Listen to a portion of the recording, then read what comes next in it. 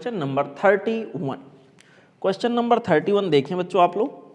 कह रहा a physical quantity ये is related to 4 observable A B C and D S. यहाँ के अंदर बच्चों कोई फिजिकल क्वांटिटी है जिसका नाम है, रिप्रेजेंटेशन ये से किया गया है, ये is equal to small a square into b का क्यूब डिवाइडेड बाई, यहाँ पर बच्चों है सी इंटू स्क्वायर रूट के अंदर डी। ऐसे हमसे कहा गया percentage error in A B C and D are 1%, 3%, 2%, 2% respectively. What is the percentage error in ये? बच्चों एरर के नियमानुसार, एरर के कैलकुलेशन के रूल के अकॉर्डिंग यहाँ के अंदर बच्चों प्रोडक्ट और पावर के फॉर्म में या डिवीजन के फॉर्म में अगर कई सारे क्वांटिटीज कोरिलेट हो रहे हों तो यहाँ कैपिटल ए के मेजरमेंट में जो एरर आएगा डेल्टा ए बाई फार्मूला हो जाएगा बच्चों अकॉर्डिंग टू रूल, ए का स्क्वायर है तो हो जाएगा 2 डेल्टा ए बाई ए, और यहाँ पर हो जाएगा बच्चों प्लस बी की पावर 3 है, 3 times of delta b upon b, plus इसी में होता चला जाएगा बच्चों, यहाँ पे हो जाएगा डेल्टा सी अपान सी। देखिए यहाँ डिवीजन में है तो भी ऐसा ही सिचुएशन बनता है, बता चुके हैं आप लोगों को। स्क्वायर रूट में डी का मतलब डी की पावर हाफ, ठीक है। तो यहाँ के अंदर बच्चों हमारे पास हो जाएगा, मैं यहाँ लिख देता हूँ प्लस डेल्टा डी अपान डी, और हाफ पावर पहले आ जाएगा। और यहाँ मैंने बताया था प्लस ही लिया जाता है, माइनस नहीं। अगर यहाँ पर ए के चेंज में परसेंटेज एरर देखना हो तो 100 से मल्टीप्लाई दोनों साइड कर लेते हैं। यहाँ पर 100, यहाँ पर 100 से मल्टीप्लाई, यहाँ पर बच्चों 100 से मल्टीप्लाई, यहाँ पर 100 से multiply. This is quite easy to say. इतना पार्ट जो बच्चों मैंने यहाँ लिखा हुआ है, जो अभी मैं इनक्लोज किया हूँ ब्रैकेट में, ये हो गया percentage error in measurement of small a. This is percentage error in b, this is percentage error in c, and this is percentage error in d.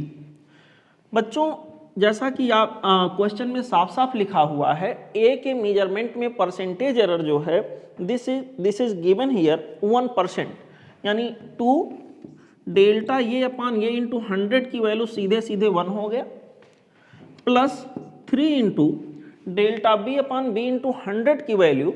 बच्चों इस क्वेश्चन के अंदर हमको दिया गया है बी के मेजरमेंट में परसेंटेज एरर 3 है, तो यहाँ के अंदर हो जाएगा 3 इंटू 3, इतने के जगह पर 3 लिख दिया, प्लस सी में परसेंटेज एरर 2 है, सीधे सीधे सी का परसेंटेज एरर लिख दिया, प्लस हाफ इंटू डी में परसेंटेज एरर कितना है बच्चों 2%, और इसलिए यहाँ पर हो जाएगा into 2।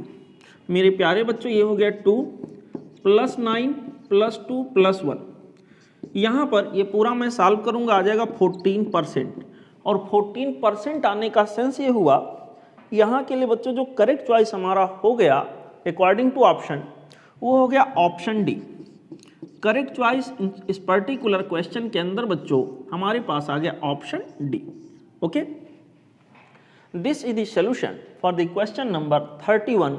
Now let's enjoy question number next 1। We have question number 32। Question number 32 says a simple pendulum suspended from the ceiling of a stationary van has time period capital T. If the van starts moving with uniform velocity, the period of the pendulum will be।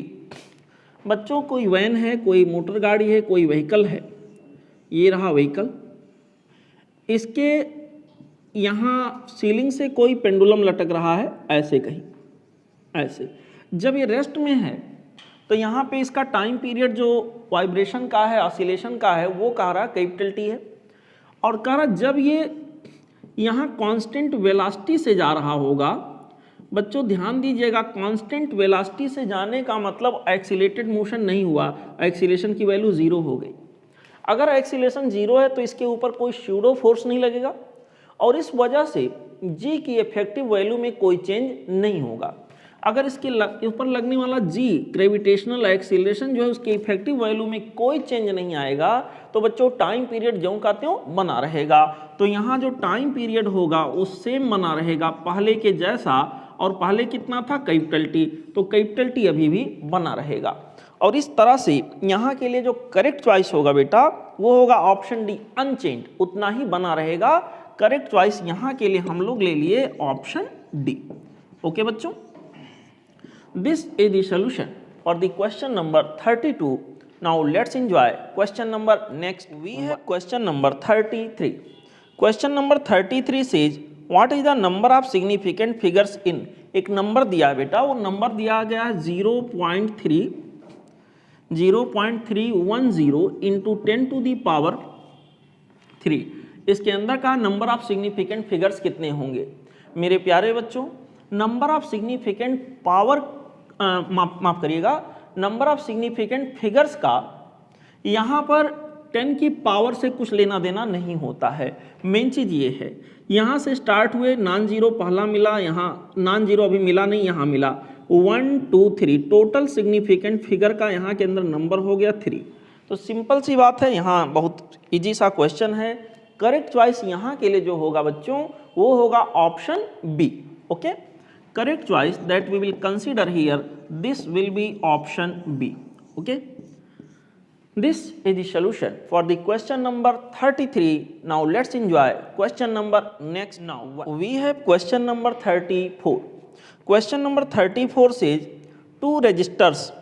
यहाँ पर बच्चों दो resistors का resistance दिया हुआ है R1 equal to, R1 is given here, this is 24 plus minus of 0.5, यहाँ के अंदर बच्चों इतना ओम, दिस मच ओम, और R2 इक्वल टू यहाँ के लिए दिया गया है बच्चों 8 प्लस माइनस 0.3 टाइम्स ऑफ ओम। ऐसे बच्चों हमसे कहा गया है कि बताइए इनको सीरीज में ज्वाइन किया गया इक्विवेलेंट रेजिस्टेंस क्या होगा।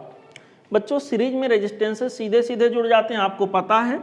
R इक्विवेलेंट यहाँ के अंदर बेटा R1 प्लस R2 के बराबर आएगा, R1 प्लस R2, लेकिन इसको एरर के साथ मुझे दिखाना है। तो यहाँ के अंदर R इक्विवेलेंट, अगर एरर को, ये जो लिखा है बच्चों ये पॉसिबल मैक्सिमम एरर है, अगर इसको मैं कंसीडर ना करूँ तो सीधे सीधे इन दोनों को अगर मैं ऐड कर लेता हूँ तो 24 प्लस 8, यहाँ के अंदर बच्चों 24 प्लस 8, यहाँ पर जो हमारे पास आ गया वो हो गया कितना, यहाँ के अंदर 32 ओम। ये बिना एरर के आ रहा, R इक्विवेलेंट अगर बिना एरर के मैं दिखाऊँ तो ये आएगा, लेकिन एरर को भी यहाँ कंसीडर करेंगे जैसा कि ऑप्शन है। अगर दो चीज़ें प्लस में हैं तो इसमें आने वाला एरर और इसमें आने वाला एरर, बच्चों इसमें आने वाला एरर अगर डेल्टा R1 है, इसमें आने वाला एरर अगर डेल्टा R2 है, तो R इक्विवेलेंट में आने वाला एरर क्या होगा। यहाँ डेल्टा R इक्विवेलेंट की वैल्यू होगा delta R1 plus delta R2।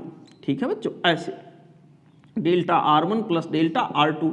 Delta R1 की वैल्यू 0.5 है और डेल्टा R2 की वैल्यू 0.3 है। 0.5 प्लस आप 0.3, मेरे प्यारे बच्चों यहाँ पर सीधे सीधे हो गया 0.8।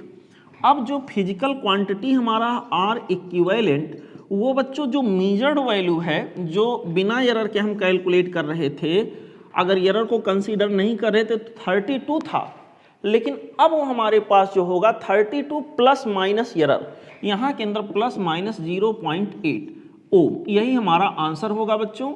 मतलब ऑप्शन में अगर मैं जाके देखूं तो यहाँ के लिए जो करेक्ट चॉइस होगा बेटा वो हो जाएगा ऑप्शन बी। ठीक है, correct choice that we will consider here, this is option B. Okay बच्चों, question number 35। Question number 35 says radius of sphere is, किसी स्फीयर के रेडियस को बच्चों उन्होंने दिया है कितना, 5.3 प्लस या फिर माइनस 0.1 दिस मच सेंटीमीटर, ऐसे दिया गया है। हमसे पूछा गया कि बताइए percentage error in its volume, अगर इसके वॉल्यूम को मेजर किया जाए तो उसमें परसेंटेज एरर क्या आ सकता है। मेरे प्यारे बच्चों, परसेंटेज एरर का मतलब सिंपल सी बात है, maximum value of percentage error.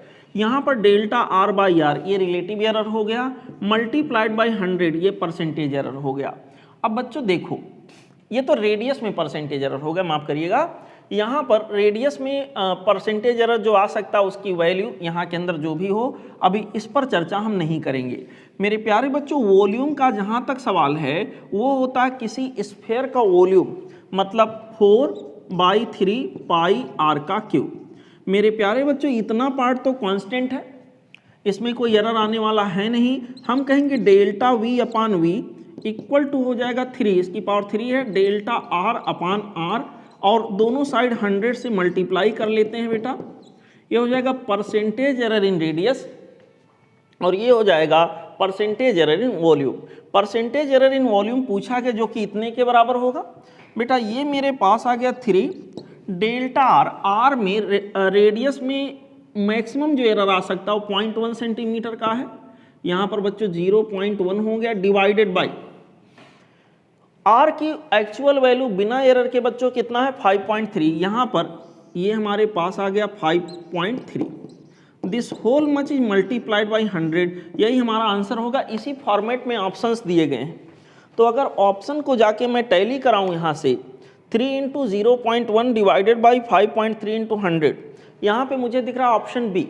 ठीक है बेटा, यहाँ के लिए जो करेक्ट चॉइस हमारे पास होगा बच्चों वो हो जाएगा ऑप्शन बी। ठीक, this is the solution for the question number 35। Now let's enjoy question number next. We have question number 36. Question number 36 is the focal length f of ये mirror is given by, किसी mirror के लिए बेटा focal length की value बताया जाए 1 upon F equal to 1 upon you plus 1 upon F. बेटा इसको सॉल्व जरा करें तो इसको ज़्यादा उचित होगा, देखिए इनवर्स के रूप में, अगर F equal to u plus u होता तब तो आसान रहता, सिंपली हम बोल देते delta F equal to delta u plus delta F, लेकिन इनवर्स फंक्शन में है तो इसको हम लोग थोड़ा मैनेज करते हैं ऐसे, 1 अपान एफ इक्वल टू, यहाँ पर वी रहेगा, 1 अपान एफ इक्वल टू, यहाँ के अंदर बच्चों हो जाएगा v प्लस यू या u plus v divided by u into v, यानी कि फोकल लेंथ की वैल्यू हो जाएगी u into v divided by u plus v या v प्लस यू, बात वही है। अब यहाँ पर इसको हम फैक्टर के रूप में रख लेते हैं, एफ यानी फोकल लेंथ की वैल्यू बच्चों हो जाएगा u into v into u plus v का इनवर्स। अब एक फैक्टर ये रहा, अगला फैक्टर v हो गया बच्चों, और अगला ये पूरा एक फैक्टर मानेंगे।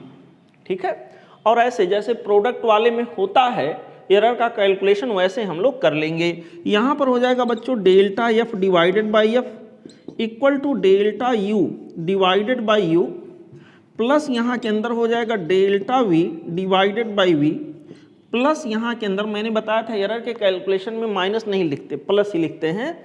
यहाँ पर प्लस हो जाएगा delta u plus v divided by u plus v. ऐसे मेरे प्यारे बच्चों, मेरे अच्छे बच्चों, मेरे सच्चे बच्चों, delta f divided by f can be written here delta u upon you plus delta v upon v plus यहाँ के अंदर देखो बच्चों डेल्टा u प्लस वी का मतलब u प्लस वी में आने वाला एरर, और u प्लस वी में आने वाला एरर मतलब error in u plus error in v।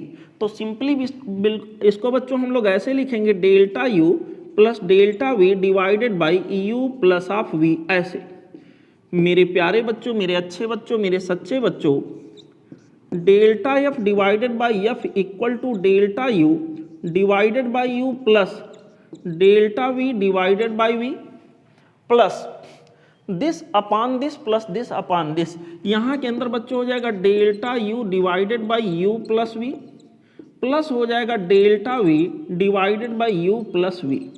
तो यही जवाब यहाँ के लिए सही होना चाहिए। और अगर बच्चों यहाँ पर ऑप्शन में जाके मैं मैचिंग कराऊँ तो करेक्ट जो मैचिंग मुझे दिख रहा है एग्जैक्टली करेक्ट वो दिख रहा है ऑप्शन डी। ठीक है, और ये सब कैलकुलेशन जो बच्चों अप्रॉक्सीमेटेड है, लेकिन इन्हीं के बेसिस पर हम लोग न्यूमेरिकल ज़्यादातर सॉल्व करते हैं। Delta f divided by f equal to delta u upon you plus delta v upon v plus delta u divided by u plus v plus delta v divided by u plus v. यहाँ के लिए बच्चों जवाब सही हुआ option D. देखिए सी भी सही होता अगर वहाँ माइनस की बजाय प्लस देता, ये वाला हो जाता, लेकिन यहाँ माइनस दिया है इसलिए सी गलत हो गया। तो ऑप्शन जो यहाँ पर हम लोग लेंगे बच्चों, सिलेक्शन करेक्ट करेंगे, वो हो जाएगा ऑप्शन डी। ठीक, this is the solution for the question number 36। Now let's enjoy question number next. We have question number 37। Question number 37 says F equal to v divided by c. Natural log x b, यहाँ ऐसे लिखा बच्चों, capital F equal to v divided by c into natural log, यहाँ के अंदर बच्चों है x into B. ऐसे हमसे कहा गया बताइए क्या होगा सर, एफ और वी डिनोट करते हो velocity, F and v denote force and velocity, the dimension of c is M T. यहाँ पर अगर बच्चों कह रहा है एफ यहाँ पर हमारे पास फोर्स को डिनोट करता हो और वी वेलोसिटी को, तो डायमेंशन ऑफ सी यहाँ के अंदर बोल रहा है एम टी होगा। देखो अगर यह फोर्स रहा तो फोर्स का जो डायमेंशन होगा वो होगा M L T power -2। Okay, अगर वी वेलोसिटी रहा बच्चों तो वेलोसिटी का डायमेंशन होगा एल टी पावर -1। और यहाँ नेचुरल लॉग समथिंग का कोई डायमेंशन नहीं होता, इतना पार्ट डायमेंशन लेस हो गया, तो यहाँ बचा केवल डायमेंशन सी का। और इस तरह से फोर्स का डायमेंशन इक्वल टू वेलोसिटी का डायमेंशन अपान सी का डायमेंशन हो जाएगा, क्योंकि लॉग में जो भी चीज़ है ओवरऑल लॉग की वैल्यू जो भी होगी वो डायमेंशन लेस होगी। मेरे प्यारे बच्चों, मेरे अच्छे बच्चों, मेरे सच्चे बच्चों, सी का जो डायमेंशन हुआ वो हो गया L T power -1 divided by M L T power -2। L cancel हो जाएगा, एम की पावर -1 और टी की पावर यहाँ के अंदर केवल 1 बचेगा। और इस तरह से बच्चों एम की पावर -1 टी, नहीं सर ये में कहा एम टी होगा जो कि नहीं होगा, यहाँ पर इतना एग्जैक्टली आएगा सी का डायमेंशन अगर ऐसा है तो पहला ऑप्शन यहाँ गलत हो गया, पहला तो नहीं हो सकता। अच्छा दूसरा चेक करें, कहा गया x denote the distance the dimension of b L inverse. मैंने आप लोगों को बताया है बेटा नेचुरल लॉगरिथम से हो या कोई भी लॉग हो, यहाँ पर जो भी चीज़ होता है ये डायमेंशन लेस होता है। ठीक है, तो नेचुरल लॉग के अंदर x इंटू बी है, तो x इंटू बी जो यहाँ के अंदर होगा बच्चों ये भी अपने आप में क्या होगा, डायमेंशन लेस होगा।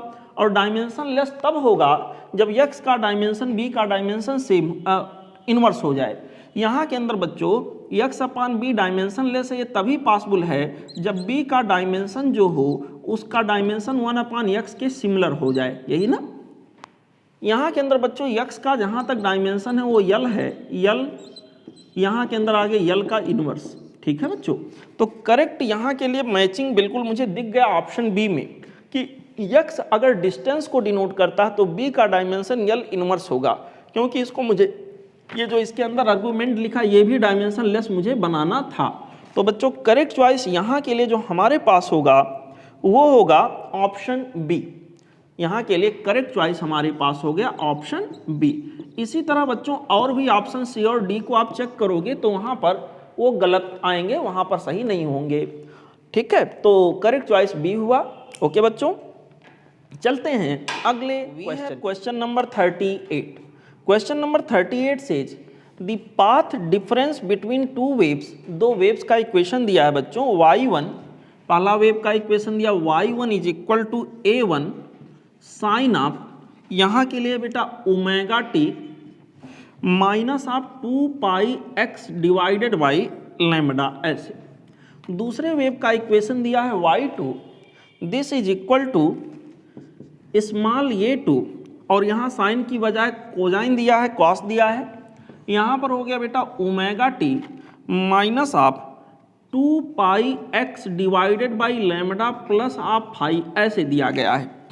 हमसे कहा गया है कि इनके बीच में बताइए सर फेज का डिफरेंस क्या होगा।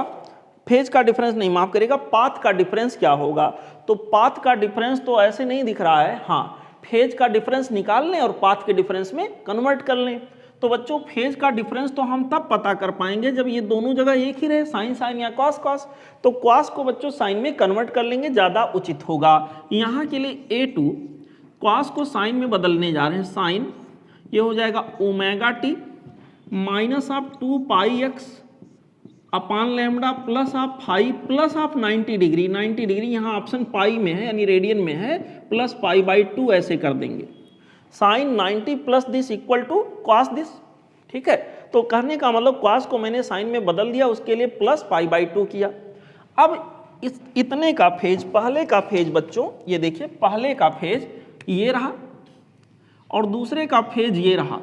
इनके बीच में बच्चों फेज का जो डिफरेंस होगा फेज का डिफरेंस डेल्टा फाई मैं लिख दूं, वो हो जाएगा दिस डिफरेंस दिस। अच्छा, डिफरेंस मतलब बड़ा माइनस छोटा कर लीजिए यहाँ पर बच्चों, तो हमारे पास केवल ये बचेगा, इतना फैक्टर दोनों जगह कैंसिल हो गया, तो फेज का डिफरेंस यहाँ बड़ा माइनस छोटा कर लीजिए, तो हमारे पास हो जाएगा बच्चों फाई प्लस पाई बाई 2, ये फेज का डिफरेंस रहा। अब रहा सवाल सर पाथ का डिफरेंस क्या होगा। Now we have to find out path difference. बच्चों पाथ का डिफरेंस जो हमारे पास होगा डेल्टा एक्स मान लिया, तो ये मेरे पास होगा lambda upon 2 pi into phase difference, ठीक, जो कि हो गया lambda upon 2 pi into phase difference के जगह पर हम लिख सकते हैं फाई प्लस आप पाई बाई 2। ओके, ये हमारे पास आ गया बच्चों पाथ का डिफरेंस। ओके, अगर ऑप्शन में जाके मैं मैच कराऊं बच्चों कि कौन सा यहाँ करेक्ट है, तो करेक्ट मैचिंग जो मुझे दिख रहा है phi plus pi by 2, this whole much is multiplied by lambda upon 2 pi, ये ऑप्शन मुझे ऑप्शन बी में दिख रहा है। ठीक है, तो यहाँ के लिए जो करेक्ट चॉइस हमारे पास होगा वो होगा बच्चों ऑप्शन बी।